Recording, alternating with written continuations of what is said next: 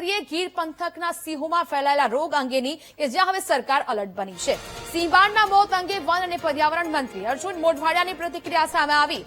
One વિભાગે ગીર વિસ્તારમાં સિંહોને screening અને સારવાર શરૂ કરી છે। બેબીસિયા રોગ અંગે સિંહોનું વેક્સિનેશન પણ શરૂ કરી દેવાયું છે। સિંહોના સેમ્પલ બાયોટેકનોલોજીકલ યુનિવર્સિટીમાં મોકલવામાં આવ્યા હોવાની વાત કરાઈ।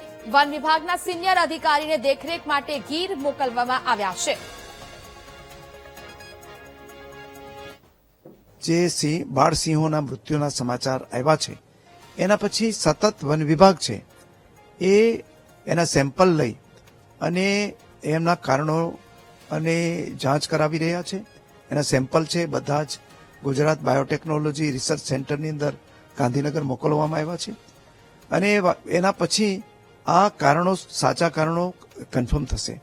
પરંતુ આપણે આ સીડીબી વાયરસ કે બેબીસિયા વાયરસથી આ મૃત્યુ થયા છે કે કેમ એ બાબતે તો આપણે આગળ ઉપર જાણવા મળશે।